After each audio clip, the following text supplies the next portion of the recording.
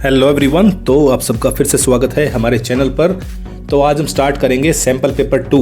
तो जिन्होंने sample paper 1 नहीं देखा है वो सैम्पल पेपर 1 ज़रूर करें, आपके एग्ज़ाम में बहुत हेल्प करेगा। एग्ज़ाम का वैसे भी टाइम बहुत कम रह गया है, तो प्रैक्टिस अपनी जारी रखते हैं। तो इस पेपर में अगेन जो है 50 क्वेश्चन मिलेंगे। जैसा पहले सैम्पल पेपर में बताया था, आपके पास टाइम होगा 60 मिनट्स और आप इस बार जो है आपको सारे क्वेश्चन अटेम्प्ट करने पड़ेंगे। चलिए क्वेश्चन नंबर 1 देखते हैं। The ability to exert force against resistance is known as. तो किसी रेजिस्टेंस के अगेंस्ट जब हम फोर्स लगाते हैं तो उसको क्या बोलते हैं? एजिलिटी, स्ट्रेंथ, बैलेंस या कोऑर्डिनेशन। तो आपके पास 5 सेकंड है, क्योंकि एग्जाम में भी आपको टाइम कम मिलेगा।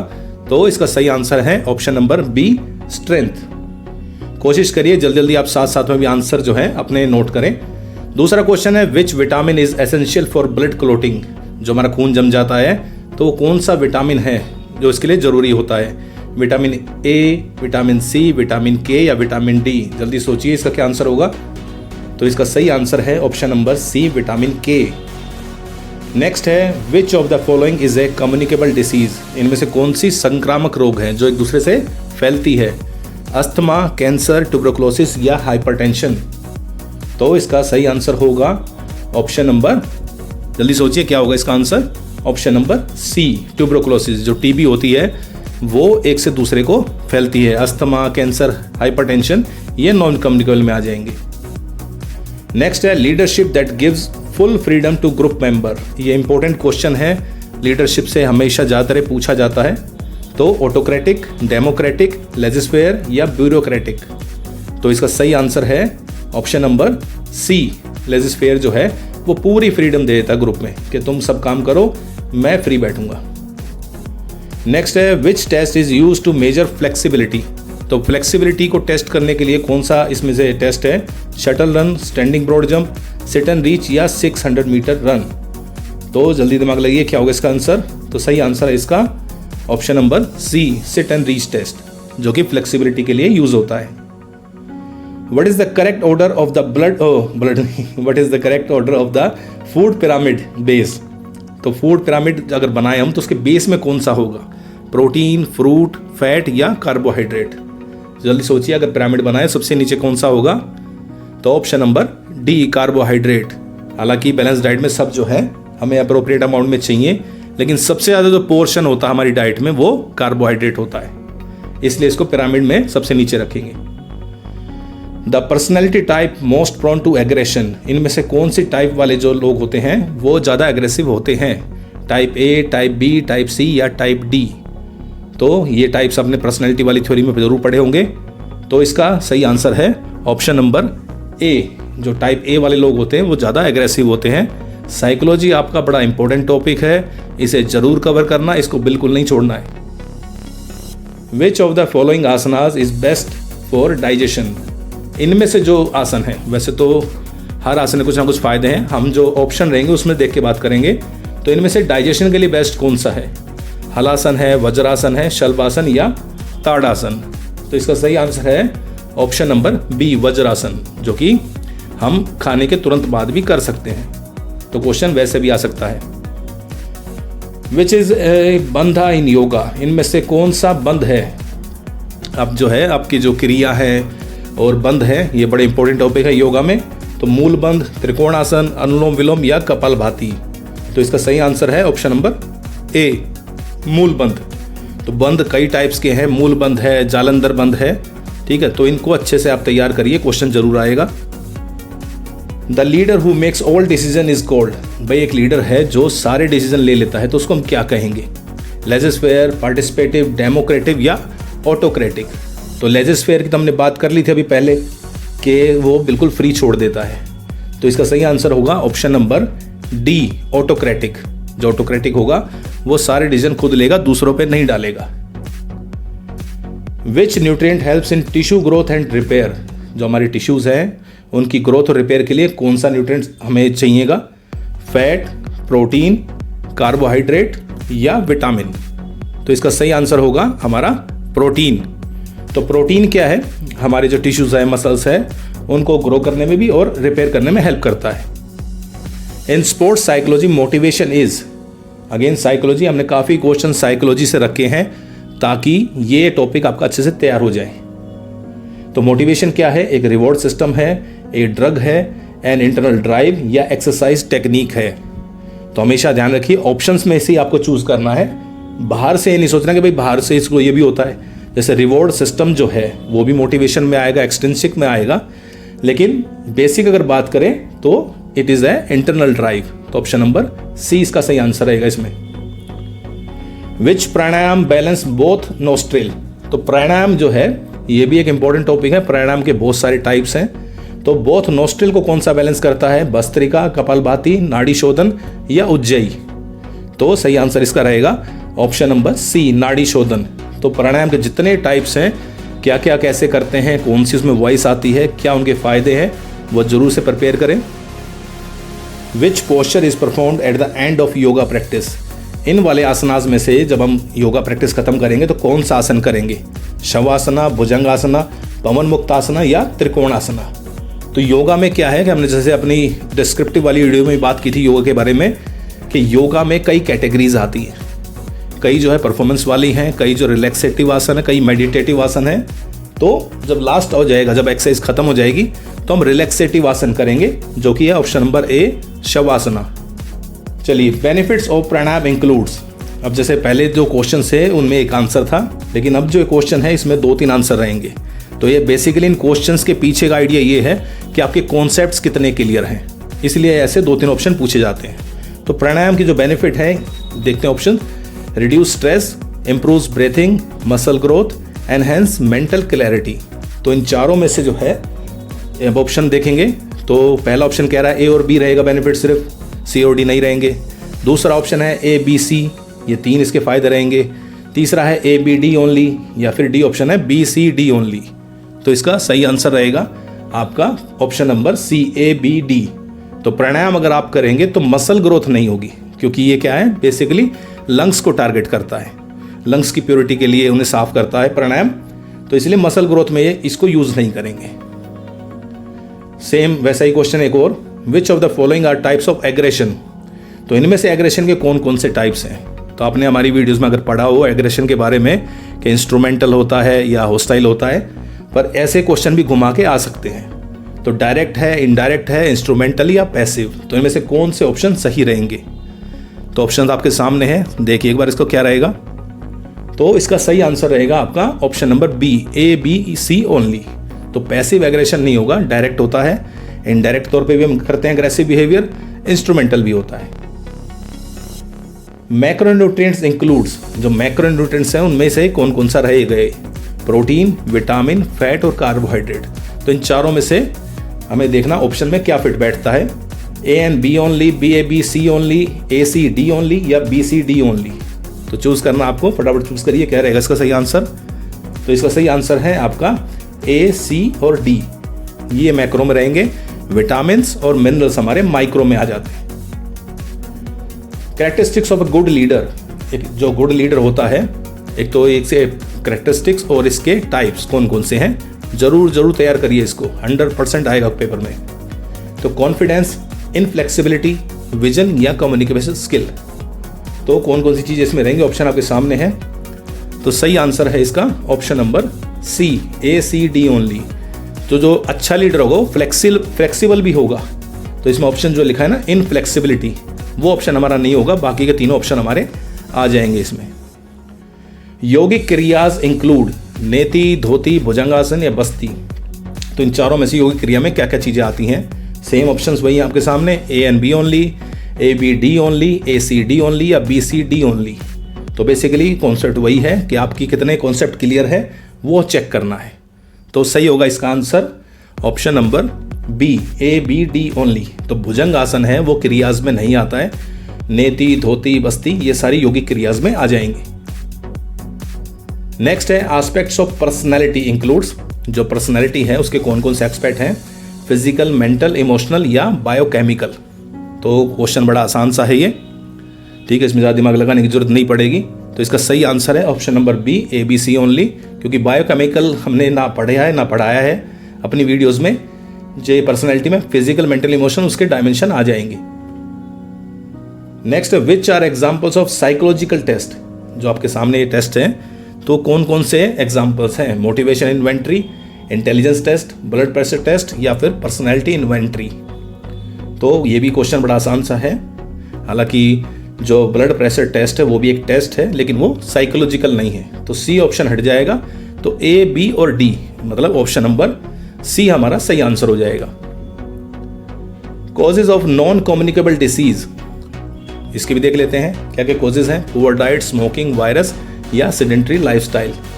चलिए, इसका मैं आंसर आपको नहीं बताऊंगा, ये आप कमेंट में लिखेंगे कि भाई इसका क्या रहेगा, क्योंकि थोड़ा सा मैंने इसमें ट्रिक डाला है। अगर आप उसे कैच कर पाते हैं, देखते कितने लोग कैच कर पाते हैं, तो इसका आंसर आपने कमेंट में लिखना है कि इनमें से कौन सा ऑप्शन सही रहेगा। Question number 22। क्वेश्चन नंबर 23, अब ऐसे क्वेश्चन भी आते हैं, अरेंज करना है आपको उन्हें सीक्वेंस में। सेम वही है कि आपका कॉन्सेप्ट क्लियर है कि नहीं है टॉपिक के ऊपर। अब जैसे इन्होंने सूर्य नमस्कार के कुछ स्टेप्स लिख दिए हैं कि उन्हें सीक्वेंस में लगाइए।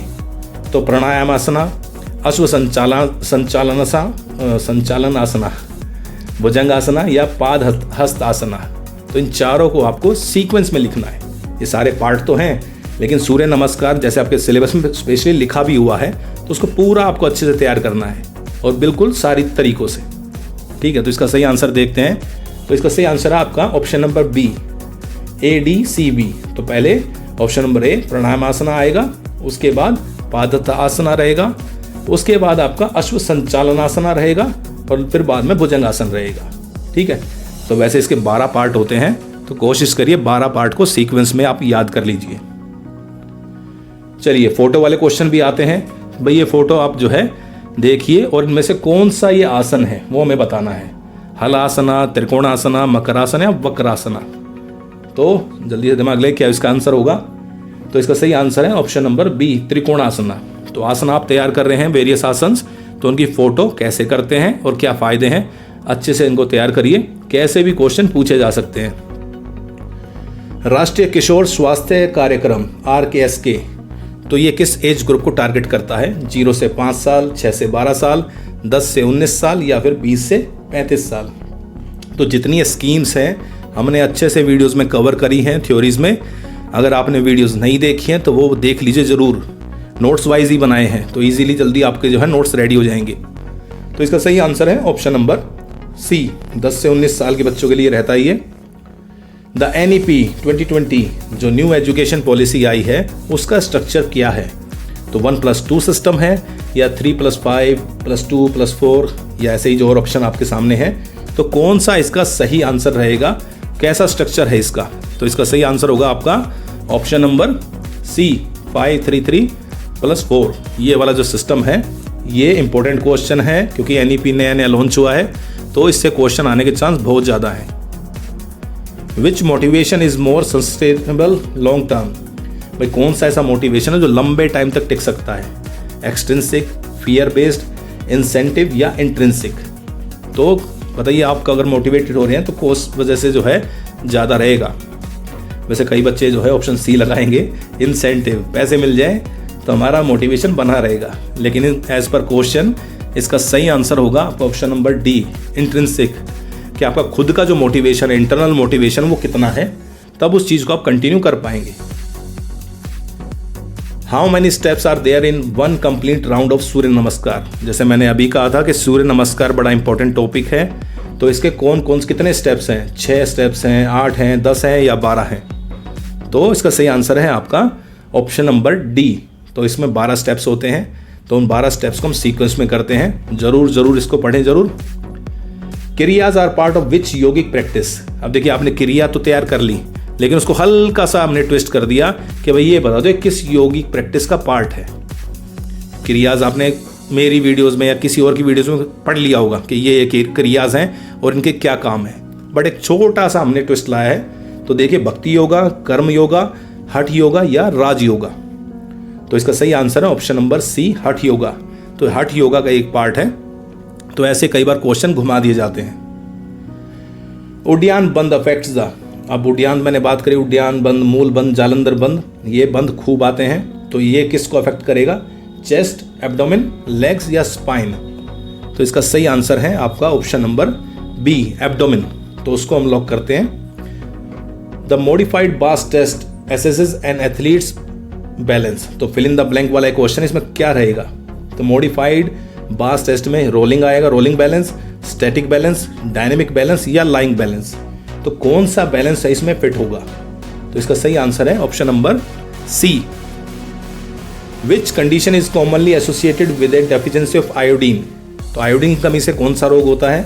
एनीमिया, गाइटर, रिकेट्स या स्कर्वी? तो सही आंसर है इसका ऑप्शन नंबर बी, गाइटर। तो गाइटर जो है इसको हिंदी में घेंगा रोग भी कहते हैं, तो आयोडीन की कमी से होता है।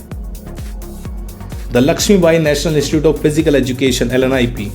तो जो बच्चे गेम से जुड़े हुए हैं उन्हें तो बड़ा अच्छे से इसका आंसर आएगा, लेकिन जो बच्चे किसी और सब्जेक्ट की तैयारी कर रहे हैं लेकिन फिजिकल एजुकेशन उन्होंने अपने कॉम्बिनेशन में रखा है, तो उनके लिए क्वेश्चन रखा गया है कि LNIP जो क्वेश्चन वो है, हालांकि LNUP हो गया वो, तो ये कहाँ पे है? न्यू दिल्ली, पटियाला, बिहार या ग्वालियर? तो सही आंसर इसका ऑप्शन नंबर डी है, ग्वालियर। इस क्वेश्चन को रखने का एक ही रीज़न है, क्योंकि ये टॉप कॉलेजेस में आता है, इसलिए इसके चांसेस ज़्यादा है पूछने के। अब ये क्वेश्चन देखिए आप, एक हमने फ़ोटो डाली है कि ये फ़ोटो देख के आपको ये बताना है कि ये कौन से गेम्स में ये मैस्कट यूज़ किया गया था।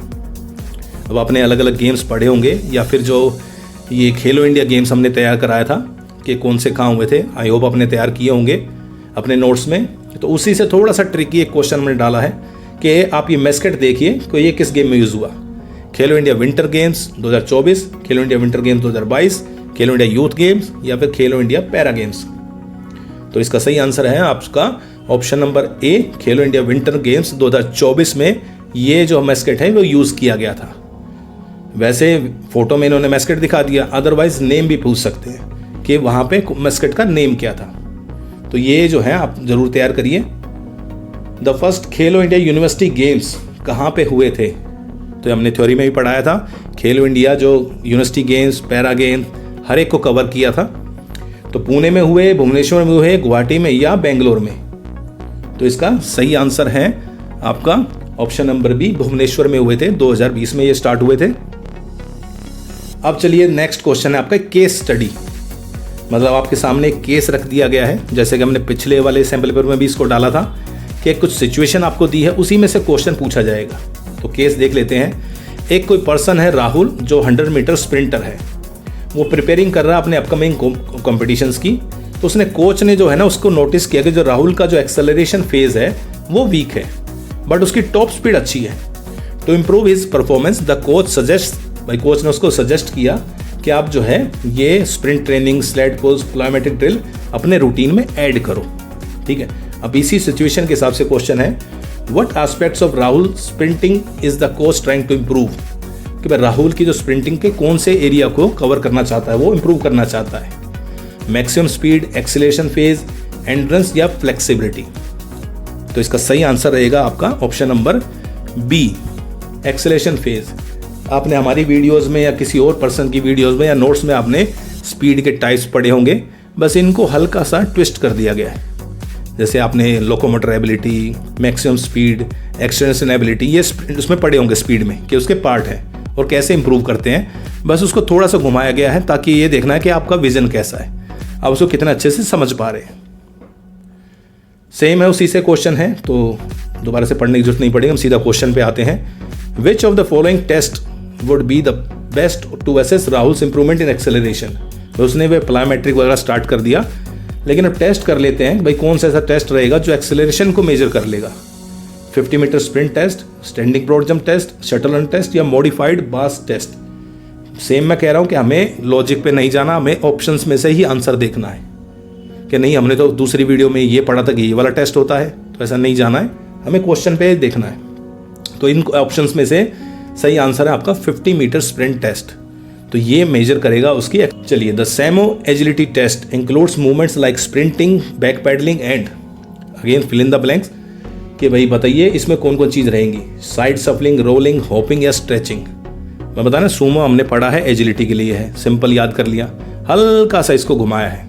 तो इसका सही आंसर है option number A, side shuffling, zig zag करते हैं ना सूमो में, तो ये उसमें ऐड हो जाएगा। चलिए अब आते हैं एजर्शन वाले क्वेश्चन पे। अच्छा, आपने एजर्शन वाले क्वेश्चन पहले किए होंगे, नहीं किए मैं बता देता हूँ। इसमें एक स्टेटमेंट होती है, उसके पीछे का रीज़न होता है और आपको चूज़ करना है कि वो रीज़न ठीक है कि नहीं है, या फिर एक चीज़ ठीक है एक गलत है, वो आपको चेक करना है। तो इसमें कह रहा है कि warm up improves muscle elasticity and prevents injuries. Warm से जो है मसल थोड़ी सी इलास्टिक हो जाती है और इंजरी से बच जाते हैं। रीज़न क्या है? Warming up increase blood flow to the muscles, कि वार्मिंग करने से ब्लड फ्लो बढ़ जाता है मसल्स में। तो ऑप्शंस हैं आपके पास कि ऑप्शन ए और आर दोनों ठीक हैं, और आर जो है उसकी सही एक्सप्लेनेशन है। भाई जो रीज़न दिया गया है वो सही एक्सप्लेन करता है। दूसरे में है कि दोनों ठीक है लेकिन एक्सप्लेनेशन इसकी ठीक नहीं है, अलग है। तीसरा है A is true but R is false, या ए इज फॉल्स या आर इज ट्रू। तो ऐसे क्वेश्चन आते हैं। तो इसका सही आंसर रहेगा आपका ऑप्शन नंबर ए, कि भाई वार्म अप जो है सही बात है कि इलेक्ट्रिसिटी बढ़ती है और इंजरीज जो है उसको बचाता है। रीज़न सही दिया इसमें कि भाई वार्म अप से ब्लड फ्लो बढ़ जाता है मसल्स में, इसलिए थोड़ी सी वो मतलब तैयार हो जाती हैं कॉम्पिटिशन्स के लिए, एक्सरसाइज के लिए। दूसरा है सेम असर्शन वाला है। तो balance diet helps in optimal performance in sports. भाई अगर बैलेंस डाइट लेंगे तो परफॉर्मेंस बढ़ेगी। रीज़न दिया हुआ है balance diet excludes proteins to avoid muscle fatigue.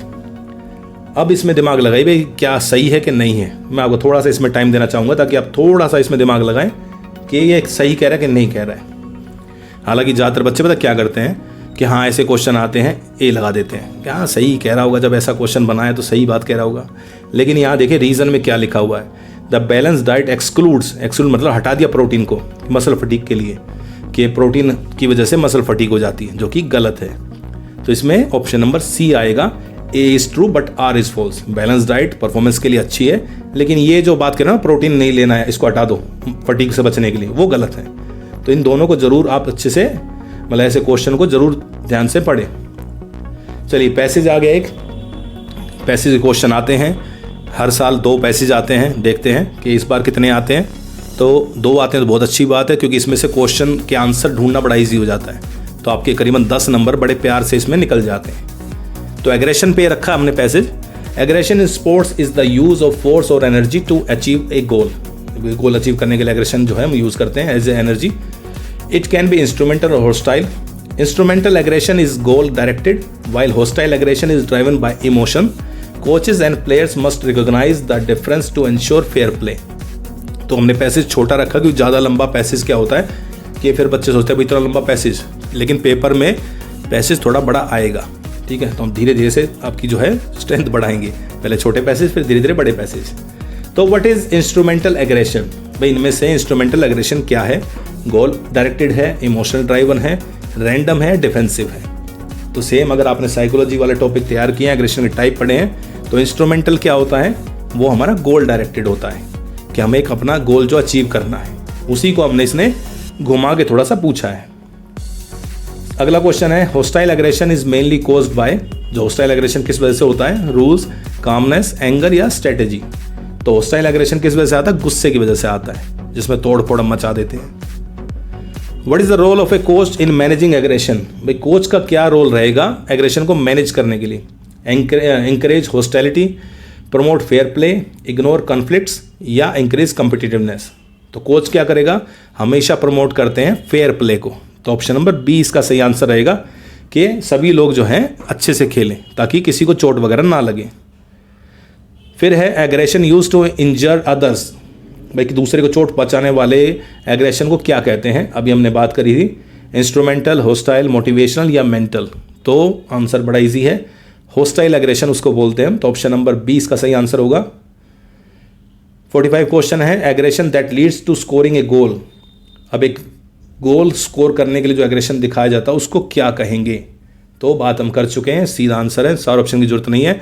Option number C instrumental, कि भाई हमारा जो गोल है उस पर हमने ध्यान दिया तो इंस्ट्रूमेंटल आएगा। दूसरा एक पैसेज हमने रखा है योगा के ऊपर। Yoga improves overall well being by balancing the body and mind. Practices like asanas, pranayama and meditation enhance flexibility, mental focus and inner peace. Daily practice is known to reduce anxiety and increase energy. तो इसमें से question देखते हैं क्या क्या आते हैं। Which of the following improves flexibility? तो इनमें से कौन सा जो है फ्लेक्सिबिलिटी बढ़ाएगा? आसनाज, मेडिटेशन, विजुअलाइजेशन या नैपिंग? तो सही आंसर है ऑप्शन नंबर ए आसनाज। तो आसन करने से जो है फ्लेक्सिबिलिटी बढ़ती है। अगला है प्राणायाम हेल्प्स टू इम्प्रूव। अगर हम प्राणायाम कर रहे हैं तो क्या हेल्प करेगा? Muscle mass, blood pressure, breathing control या फिर वेट गेन। तो इसका सही आंसर है आपका option number C, breathing control, इसका सही आंसर रहेगा। अगला है daily yoga practice helps reduce. अगर हम डेली योगा प्रैक्टिस करते हैं तो क्या रिड्यूस होगा? एंजाइटी, इंटेलिजेंस, एग्रेशन या हार्ट बीट। तो इसका सही आंसर है आपका ऑप्शन नंबर ए, एंजाइटी। तो अगर हम डेली योगा करते हैं तो एंजाइटी हमारी थोड़ी सी कम हो जाएगी। Which element promotes inner peace. इनमें से जो है कौन सा एलिमेंट इनर पीस को प्रमोट करता है? रनिंग, मेडिटेशन, वेट लिफ्टिंग या स्प्रिंटिंग। तो शांति की बात हो रही है तो मेडिटेशन से ही शांति मिलती है, तो ऑप्शन नंबर बी इसका सही आंसर है।